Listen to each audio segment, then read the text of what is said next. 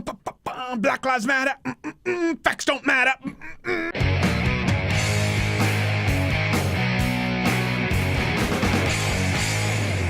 Right now, the narrative that is being set is that the system is inherently racist, white privilege, yada, yada, yada, and when cops see any young black man, they go into Lloyd Christmas mode. Lloyd. To the point where places like Black Lives Matter, leftist websites, even MTV News are pushing this idea that innocent black men are being shot for no reason at all. Now, the purpose of this video is not to justify nor condemn any of the deaths that occurred during these police-civilian interactions, but to provide you with the context that MTV News and Vox and HuffPo refuses to. Facts don't matter. Let's just use this video from MTV News that's being circulated to start. All right, the situation with Philando, we don't really know a whole bunch yet. That didn't stop MTV News from putting it in a video, and it seems to be a really horrific accident, and hopefully justice will be served when the information comes out, but we do know that he wasn't shot for broken taillights. He was shot during an altercation where he was pulled over because he matched a description for a suspect in an armed robbery. Police were on high alert for a gun. Police get shot in routine traffic stops all the time. Statistically, yeah, it happens a lot at the hands of young black men. And there was a miscommunication with Philando reaching for what he claims to be his wallet or ID, and the cop thought was a gun. Now, that doesn't mean that any of this is justified or it's a good situation, but to simplify it to shot for broken taillight is deliberately misleading. Clearly, Alton Sterling wasn't shot for selling CDs. He was shot because someone called in a report that he was threatening a homeless man with a gun. He was tased first and he continued to resist arrest, and he had a firearm on him, which I'm guessing was illegal because this guy had a rap sheet a mile long, including being a registered sex offender and having done time in prison for violent crimes. This wasn't a routine pat down. This was an altercation with a longtime felon who didn't want to go back to the slammer. Is it unfortunate? Yes. Was he arrested and shot for selling CDs? No. Only Mr. Clark was not shot for attending a birthday party. He was shot for preventing paramedics from assisting with an assault victim. He wasn't handcuffed. He refused to show his hands. And there is DNA evidence showing that he reached for a cop's gun. He wasn't there to play balloon tricks. Almost forgot, little tidbits. The assault victim that he was interfering with the police trying to help, it was his girlfriend. Yeah, he was the one who assaulted her. What a gem. But by all means, please continue with the narrative that cops are simply out there hunting down young black men because they're attending birthday parties and selling CDs. I hate you. What they don't tell you is Walter Scott tried to grab an officer's stun gun, and he did run away from the police because he didn't want to pay child support. That being said, the cop acted poorly, but no justice, no peace. Wait, there's justice. He's being charged with murder. The system worked. Okay, Michael Brown was not shot for stolen cigarillos. What happened at that convenience store was a robbery, not shoplifting. There was use of violent force. He was identified as a suspect in that robbery. He reached for an officer's gun. But hands up, don't shoot! His hands weren't up. He was punching a cop in the face and reaching for his gun. When that happens, sometimes officers are trained to shoot. Are there several points where this didn't have to escalate? Of course, but the idea that a racist cop picked off some gentle giant Michael Brown is entirely inaccurate, as the rest of these examples. Sandra Bland, traffic violation. To the untrained, uneducated eye, that looks terrible. She was murdered for a traffic violation? No, she was detained and she killed herself. A lot of people want to say it's a conspiracy. No. Third-party autopsy results revealed that, were consistent with that, and there was marijuana in her system. No, I'm not saying that all people smoking joints should go kill themselves. Just, if you're watching this, go get a snack. Again, he wasn't killed because his car broke down. This was a horrible situation with a cop who, by the way, was fired after. It's important to note that he was fired for not doing his job well. He thought a car was abandoned. It was 3:15 a.m., dark outside. Mr. Jones was there, and he did have a legal firearm, but you're a cop. You're looking into what you think is an abandoned car in the middle of the night, and all of a sudden, you're confronted with an armed subject. So the cop was fired, and it seems rightfully so, but try and think about this situation. He didn't go into it shooting a guy because he was black. He probably went into it a little bit nervous in a bad area of town at a dark time of the night, and he had stories in the back of his head from all of his friends in the force who had died, who made a wrong decision, guy pulls out a gun, they're dead, and someone has to go explain to their wife and kids why daddy's never coming home again. Again, he was fired, but let's try and see this as more than car broke down, he was shot because he was black. Freddie Gray was not killed for carrying a switchblade. Okay, first off, he fled the police unprovoked. He saw the cops, they looked at him, boom, the kid bolted. And he happened to have a switchblade on him. Again, not justifying all of the actions, but half of the cops who arrested him were black, and he was brought up on weapons charges in an area that is notorious for high crime. Freddie Gray had something like 20 criminal cases against him, 5 open at the time of arrest. By the way, when he was high as a kite on opioids, and I think it was pot in his system. Now that matters because the argument is that he was killed in a rough ride in a cop car, by the way, with half the cops who were black, and he died 7 days later in a trauma ward. But the fact that there was a struggle and he was high as a kite can certainly lead to one being more likely to be injured, especially considering that a judge let the driver go. Doesn't mean that mistakes weren't made. No. Doesn't mean that this death was warranted. No. But he wasn't shot for having a switchblade. Sean Bell for leaving a bachelor party. Well, he was just enjoying his night. Except what actually happened is he left the club being patrolled by undercover cops. He made a run at the cops when they identified themselves openly as cops, and the members of his entourage were known felons. Dang, most bachelor parties just have male firefighter strippers. Female. Oscar Grant. I didn't finish Fruitvale Station because I found it incredibly boring. It appears that this is a case of a cop not doing his job well. For that, he was fired. So, I'll give you this one, MTV News. Except Tamir Rice wasn't killed for a super soaker in the park. He was aiming a firearm replica with the orange tip removed at people in the park. His age was not determinable at the time, as you can see by this video, and officers weren't informed that the gun might have been fake. Is it a horrible, unfortunate situation? Yes, but they didn't say, hey, you know what would be fun today? If we go kill a black kid for Nerf.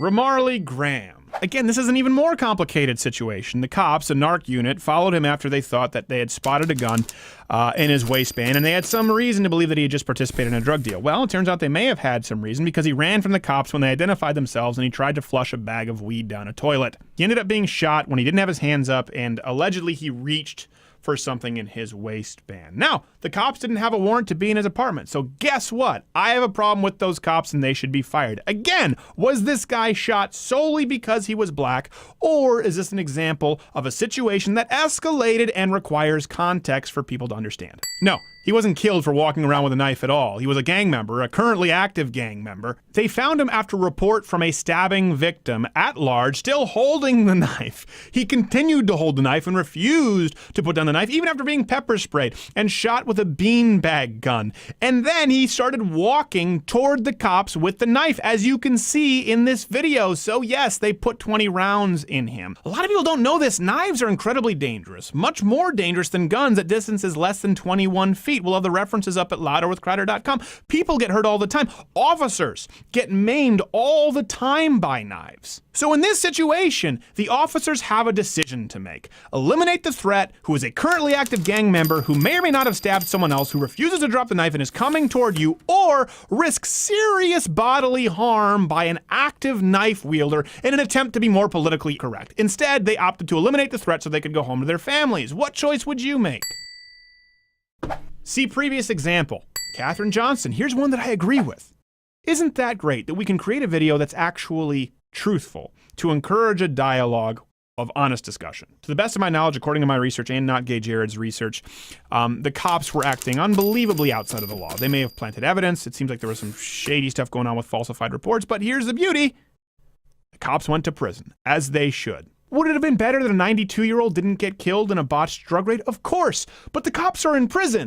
John Crawford III. This is the famous Walmart Beaver Creek guy with the toy BB gun. Do we have video on this? Yep. Okay, let's bring that up. So some shoppers mistook it for a real gun. There are some reports that he refused to comply with officers, but look at this.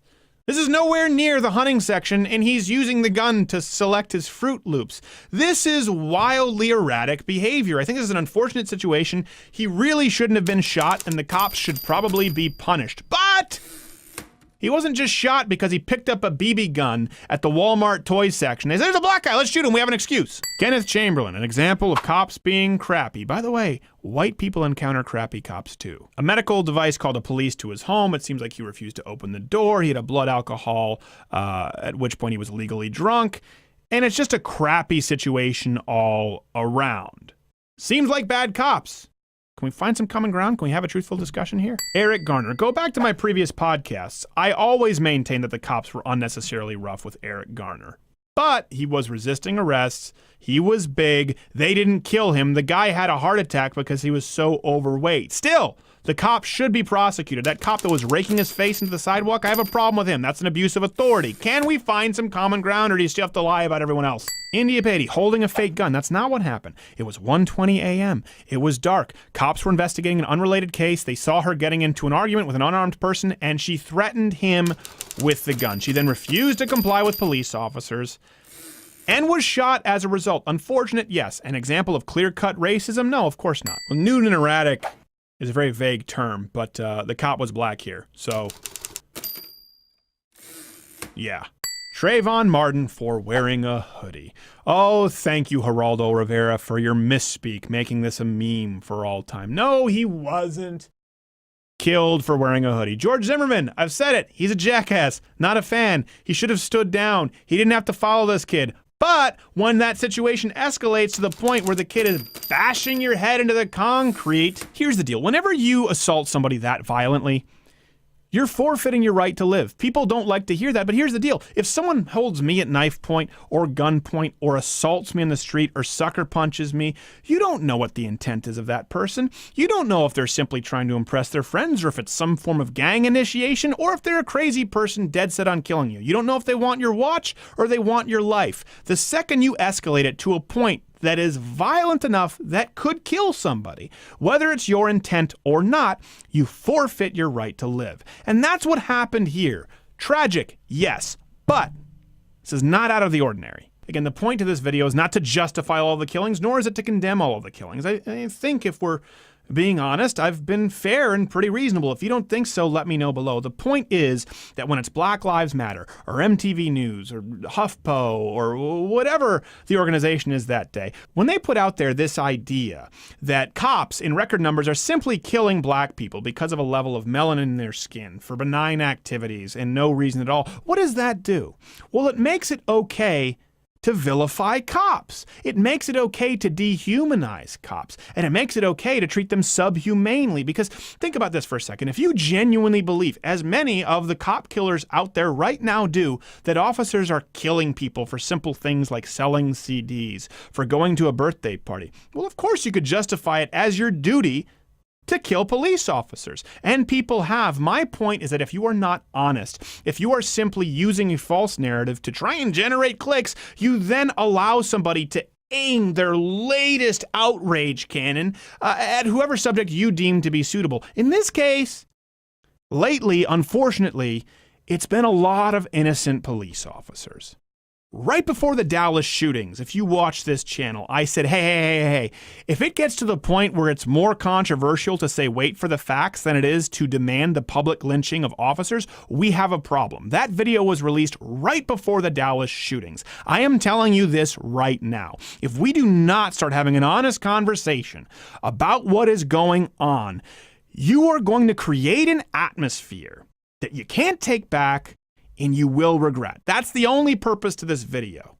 Hope it's been of use to you. Next one will have more immature wiener jokes. Hey, if you like this video, subscribe by clicking my face or go to louderwithcrowder.com for sources and references to all of the statements made on this video. Send me angry emails, I'll accept them, or you can click one of these videos next to me. One's playing in a one of them is a mystery box. Oh, what's that? This is the internet. Could be anything. Could be something fantastic. Could be something you've never seen before. Could scar you for life. Roll the dice.